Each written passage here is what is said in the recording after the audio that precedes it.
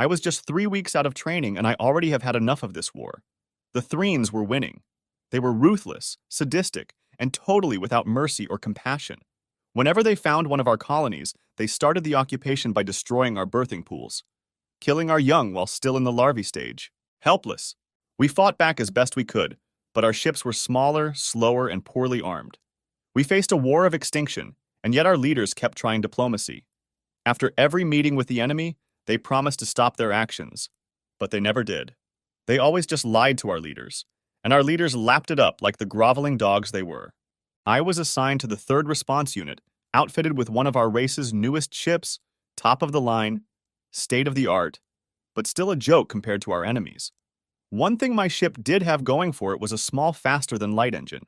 Unheard of really in such a small vessel. An idea came to me as I lay in my bunk talking with my wingmate.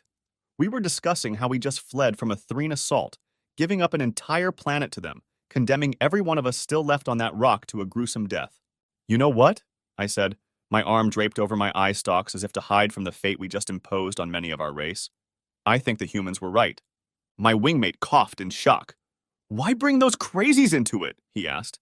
"Don't we have enough to contend with already?" Humans. What they did? It opened many an eye stalk, that is for sure. When the humans were first discovered and introduced to the galaxy at large, they were excited. They were always smiling, hopeful, and optimistic for their futures. They were so happy to find out that they finally were advanced enough to be accepted into the galaxy. I remember seeing screen grabs of the Dolan ambassador laughing, literally laughing in the face of the human representatives. "Advanced enough!" he roared with mirth. "Who cares if you're advanced enough? Your planet is rich in resources. That's all the advancement we need." The smile on the humans' faces seemed to crumple at that, though they valiantly tried to remain optimistic of the situation. Until the Dolans took untold millions of tons of resources and refused to pay, saying, "Now you know to get payment up front? That knowledge is the only payment you will get from us." And the Sleen Empire. They invited 100,000 humans to come live on their planet, only to slap them in chains when they arrived and made slaves of them. When the humans, enraged at the treatment of their people, demanded the release of those captured, the Sleen Empire said, "Very well, we are sending the 100,000 to you now," and then sent 100,000 Viridium-tipped missiles into human cities and settlements. It was after that when the Jandis Collective offered them medicine to treat the Viridium burns. At first, the medicine was a godsend, curing the burns and disease caused by the missiles. But then, every human that had gotten treatment died in horrible agony. The Collective had used the humans as test subjects for a biological weapon. The humans, after this, cut off all contact with the galaxy at large. They had become a laughingstock and were the butt of many a joke and insult. They refused any ship, left any hail unanswered, and never left their own area of space.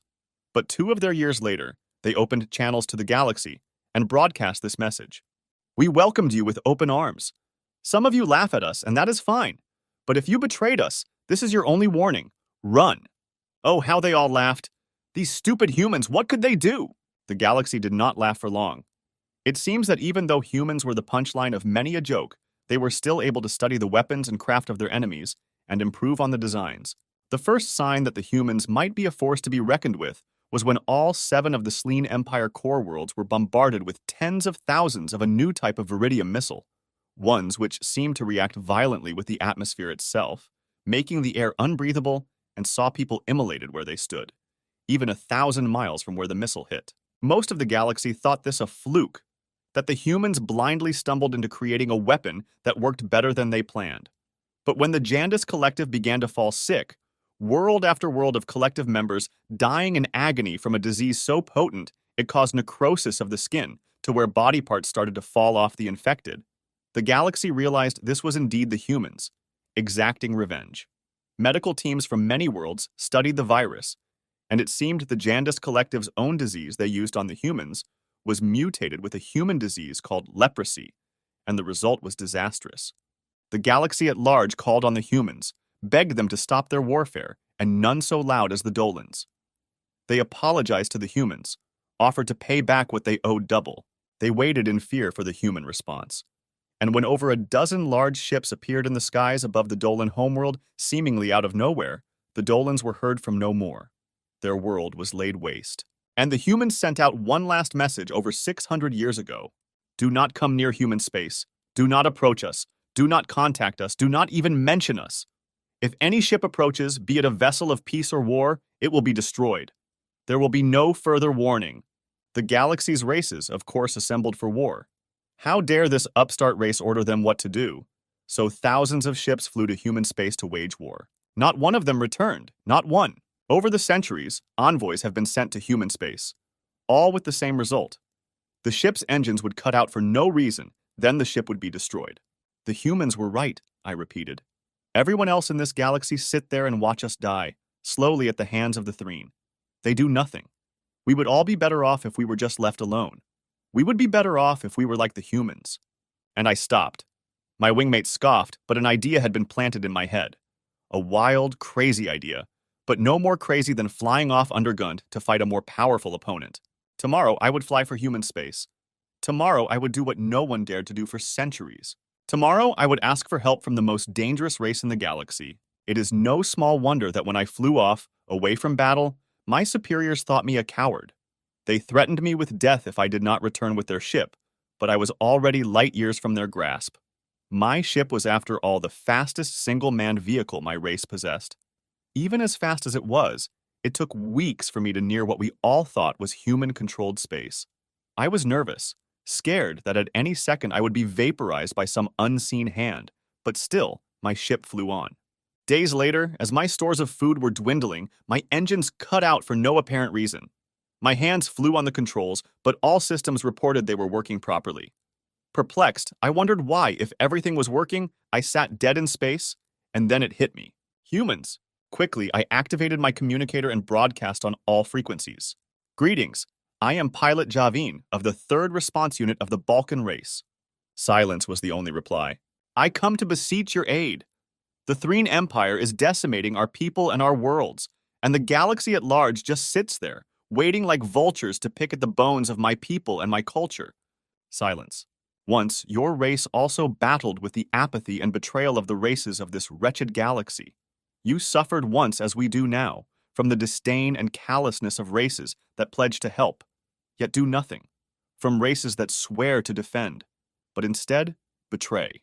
Javen checked his broadcaster. Everything seemed to be working. He continued, We were discovered as a world a century after you had left the galaxy. We never had the opportunity to know you, but I know of you.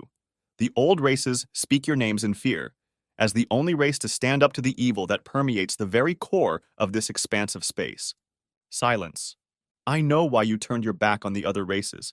I understand as my race is betrayed just as yours was. Silence.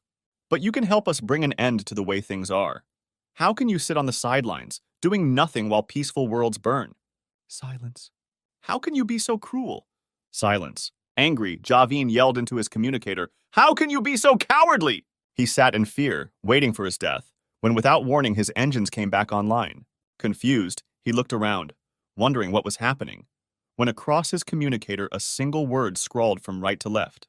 Run! Slamming his fist down in anger and frustration, Javen roared into his communicator.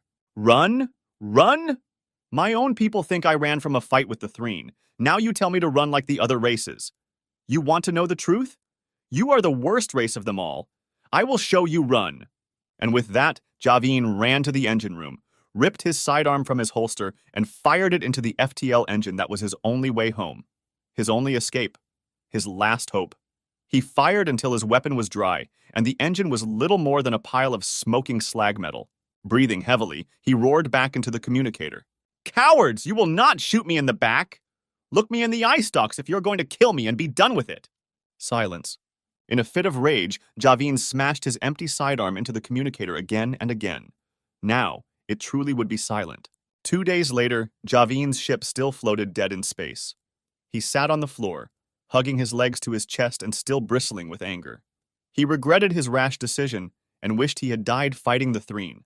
At least that death would have meaning. It was then that he felt a strange vibration. He looked up and around, trying to discern its source, when a strange voice, a human voice, but speaking perfect Balkan, seemed to fill his head, emanating from all around him. Pilot Javen of the Balkan Empire, I extend you greetings, the voice said. We have heard your request for aid in your conflict, and having spent the last days researching your plight, we, the Terran Empire, gladly offer you our unconditional assistance. Javen sat stunned, mouth agape. Please stand by for your vessel to be taken aboard the UES Kavik for repairs. Thank you, Javen said timidly, unsure if the humans would be able to hear him. Your thanks are not necessary, came the reply. In fact, we owe you an apology. We have distrusted the other races for so long, we forgot what it was like to be facing them alone. You reminded us of something we long thought was impossible. What is that? Javen asked timidly. That there can be other races out there, brave, defiant, good at heart, races that remind us of us. And with that, the words stopped. And Javen saw from his viewport 6 large angular vessels shimmer and appear from seemingly nowhere, huge and bristling with weapons. Help was here, the humans answered.